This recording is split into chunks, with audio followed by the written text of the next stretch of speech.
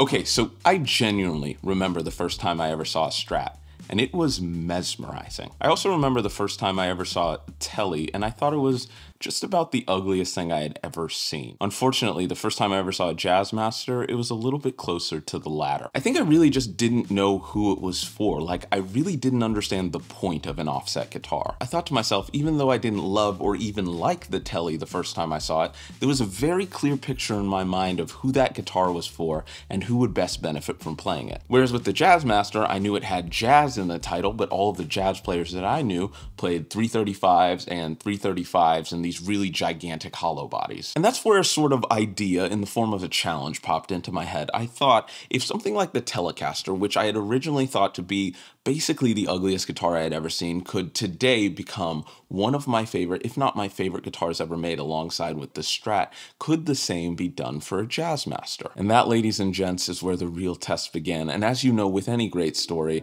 it all began with an unboxing. Oh.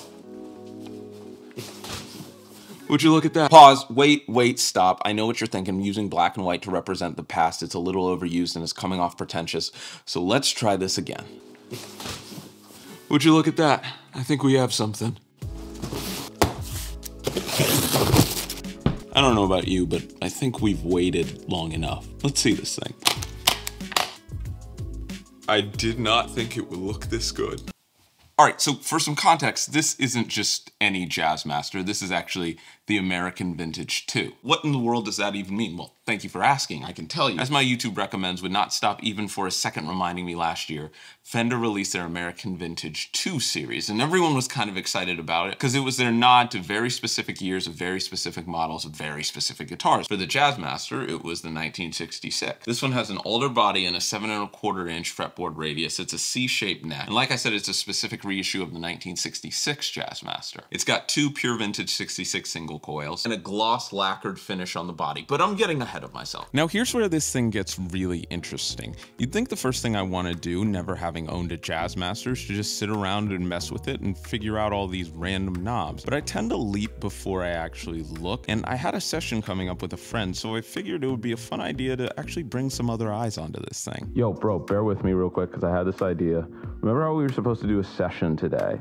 Well, I just got a guitar the other day, barely taken it out of the box, only played it a couple of times, a couple of riffs, but I think it would be really cool to see what it could actually do. I don't even know what the knobs do yet, and that'll make sense once we get there, but I think it could be a cool idea.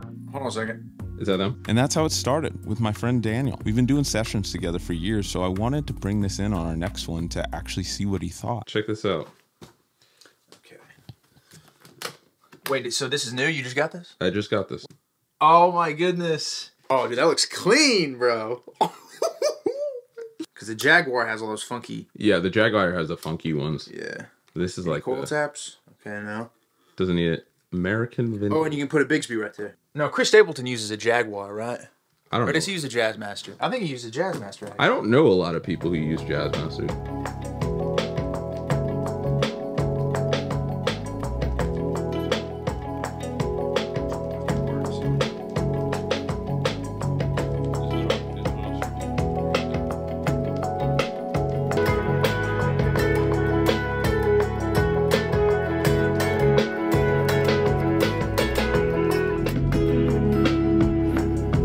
Soldier Boy,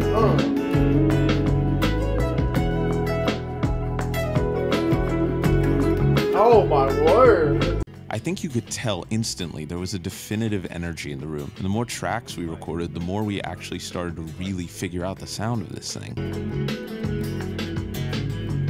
But even with that excitement, I knew there had to be more, and I knew eventually I was going to have to take this thing home and really do the research if I ever wanted to make a real connection with this guitar. So I've officially spent just about a week with this guitar, and there are two things that I just realized. Number one, I never actually took the sticker off of the body. I don't know why, don't ask me. And number two, as someone who has been actively playing this guitar, I don't actually know what the knobs do. Not the volume and the tone knobs, obviously, but like the actual Jazzmaster Jaguar knob. And this, friends, is officially where we went down the rabbit hole. I decided to actually do some research, so I'm on Fender's website and we're just seeing like what's actually up. Apparently there are two circuits. There's a lead circuit and there's a rhythm circuit. And when it's down, it's in the lead circuit. And when it's up, it's in the rhythm circuit. And when it's up, the rhythm circuit actually disables the bridge pickup, but I'm wondering how that's actually different from just using the regular neck pickup. Actually looking up like guitar covers to The Cure for the first time ever. Apparently Johnny Buckland played one, but I thought he only played the Jaguar. I'm literally looking up old Coldplay live sessions, seeing videos of this dude playing a Jazzmaster. I'm getting hype.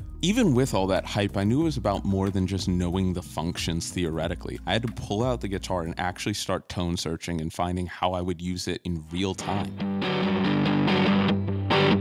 P90, like it's a little noisy, but I like it.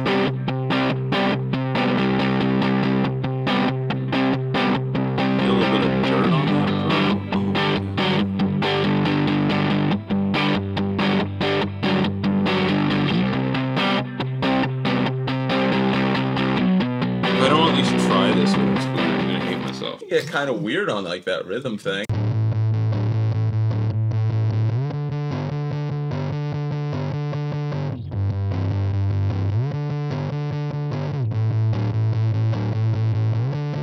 That's heavier than anything I really think of with this guitar. If I don't at least try this with a tweed. This is not the indie stuff I thought I would be using this for, and I love that.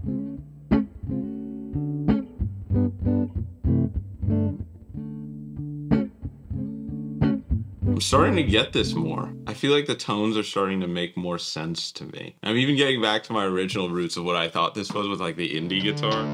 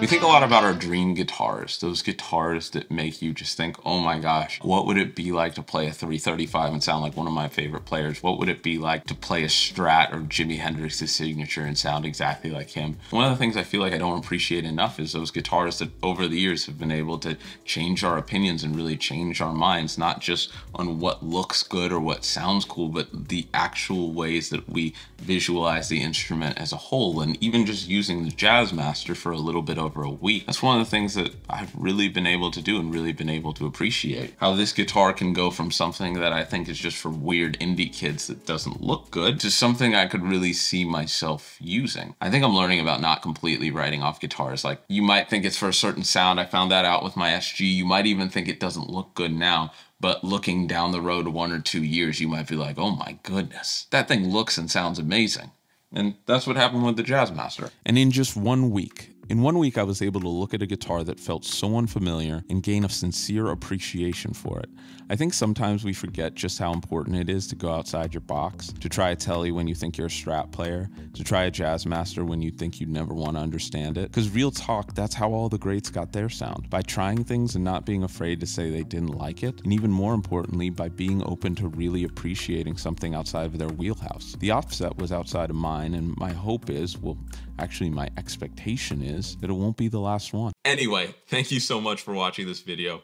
It was so much fun to be able to check out my first ever Jazzmaster, as well as to finally see what all the hype was about with the American Vintage 2. If you want to know anything more about this bad boy right here, got it from the homies at Sweetwater. The links are in the description. Make sure to check it out. It's one of the best ways to support the channel if that's something you want to do, or if you're just curious about any of the other gear I used in this video.